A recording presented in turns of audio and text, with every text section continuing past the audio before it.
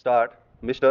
Vice Chairman, the Delhi Corporation and the Congress Party and also the other political parties in the corporation, in the last corporation as well as in the present one, appointed one committee from the corporation consisting of all the parties, which was to consider and decide what amendments they wanted in the Municipal Corporation Act. In the present corporation also, a similar committee is there which has been examining the desirability of introducing new legislation to amend and improve the functioning of the present corporation. That committee is deciding and considering this issue, and its proposals and suggestions will be sent to the Home Ministry very shortly. The Home Ministry is also very anxious that various amendments should be brought forward and that the Act should be improved so as to make the corporation very effective and efficient. The Home Ministry have asked for suggestions and proposals from this committee, and the committee is also anxious about it. That being the case, I think that this bill may be postponed pending the consideration of all the suggestions which will come not only from this committee but from the Home Ministry. The Home Ministry themselves have quite a few proposals in view to introduce so as to take care of the various lagunae that are there. Also, this committee of the corporation and the Congress party in Delhi as well as other political parties in Delhi are anxious to make their suggestions. All those suggestions from all the parties and this corporation committee have to be examined in detail by the Home Ministry as well as the other departments concerned. And there could be several suggestions by the ministry itself. So, when all those proposals come, then I think the whole bill should be taken up and one complete comprehensive bill should be introduced to take care of all the difficulties, shortcomings and defect that there are in the Municipal Corporation Act. I may only briefly touch some of the difficulties that we have been facing for a very long time. I think the ministry is very particular that the power should be kept in the hands of the executive.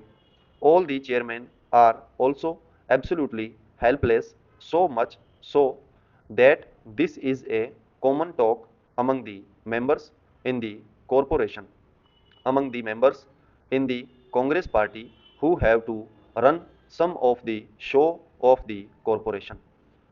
The chairman cannot even call for a file concerning the particular department of which he is the chairman, whether it is the Water and Sewage Board or the Transport Authority or the Medical Committee or the Health Committee or the Education Committee. None of these elected chairmen who are there have the power or the authority to call for a file and examine the papers. A conversation was going on among the members concerning this problem as to how to handle the affairs of their departments. If they could not look at a file or examine it, one suggestion made was that the mayor might call for the file and the chairman might go to his office and look at the file and then the mayor might return the file. I think it is a very ridiculous situation where you have all the 80 people sitting in that corporation hall with no powers at all.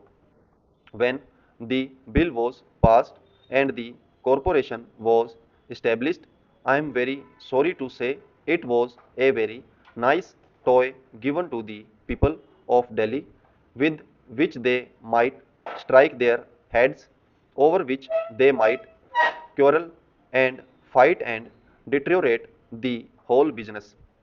It is because they have nothing to do, they have no powers.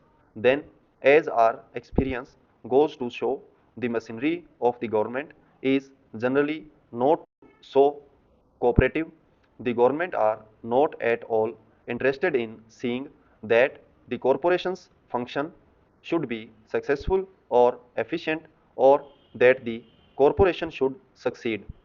By and large, and very unfortunately, they rarely want that this whole show should be going well.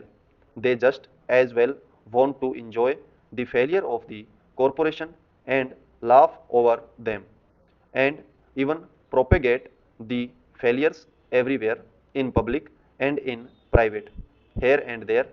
It is very discouraging, very bad for the moral of the administration and the public at large. Unfortunately, it is like that. It is a fact to reckon with. It is a situation to be faced.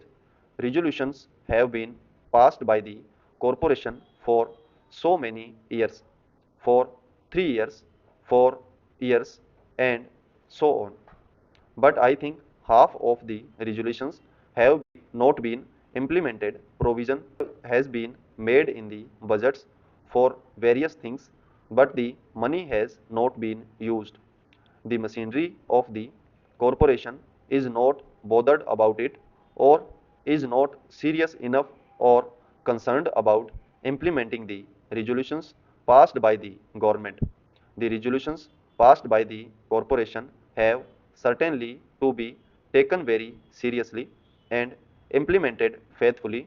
There is no faithful implementation.